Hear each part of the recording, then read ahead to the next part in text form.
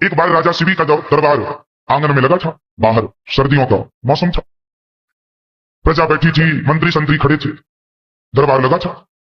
तभी बाहर एक बहेलिया जंगल से एक पक्षी को पिंजरे में बंद करके ले जा रहा था। संयोगवश पिंजरे का द्वार खुला, वो उड़ा और राजा की गोद में आकर के वो कबूतर बैठ गए। ढूंढता ढूंढता वो बहेलिया प्यारा आया। राजा साहब, ये आपकी गोद में ये कबूतर बैठा है, मेरा, मैं जंगल से पकड़ के लाया हूं, अभी इसको पका के खाऊंगा।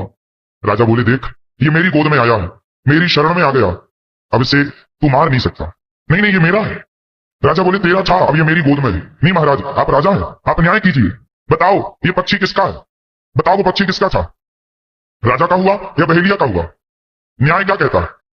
न्याय क्या कहता है? किसका हुआ? भाई न्याय तो ये कहता है कि वो पक्षी बहेलिया का है। ये सही है कि राजा ने बचाने का निर्णय लिया, मारने वाले से बचाने वाला बड़ा होता। इस हिसाब से बचाने की भावना से राजा बड़े हैं, पर न्याय की दृष्टि से पक्षी तो बहेलिया का है। अब न्याय हुआ, ये पक्षी मेरा है। राजा बोले, मैं पक्षी तो नहीं दूंगा क्योंकि तुम मार डालोगे, इसके बदले तुम्हें इसको पकाकर खाना ही तो है, तुम्हें इसके मांस से मतलब है ना, तो मैं तुम्हें इसके वजन का मांस देता हूं। तराजू बांधी गई, एक पलड़े पर पक्षी को बिठाया गया, उस पक्षी के वजन का मांस देना था। अब राजा किसको पकड़ के लाते? भाई किसी को भी मारते तो हत्या है ना। तो राजा इतने धर्मात्मा थे, उन्होंने ना बकरा ना मुर्गी, किसी को नहीं, इतने बड़े राजा थे, मांस किसी का भी दे सकते थे। नहीं, मैं अपना दूंगा, मैं आपको मार दूं, मेरा अधिकार आपको मारने का नहीं है, लेकिन धर्म के लिए यदि मुझे अपने शरीर का अंग देकर किसी की रक्षा करनी हो तो कर लेनी चाहिए। तो राजा ने अपने जांघ का मांस काट के तराजू के पलड़े पर रखा, पर पक्षी भारी बराबर ना हुआ तो दूसरी जांघ काट दी, मांस, फिर भी पक्षी का वजन ज्यादा।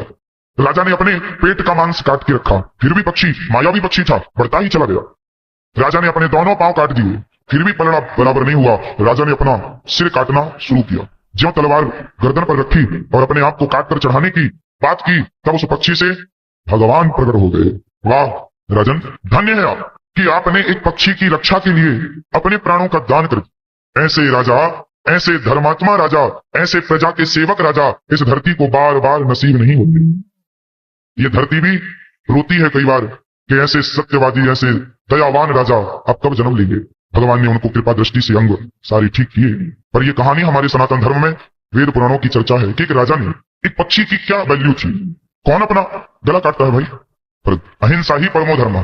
हमारे यहाँ क्या सिखाया जाता है? अहिंसा, मतलब किसी की हत्या करना सबसे बड़ा पाप है और किसी की रक्षा करना सबसे बड़ा पुण्य है। अब देख लो कि आप पुण्य कर रहे हैं अपने स्वाद के लिए या पाप कर रहे हैं।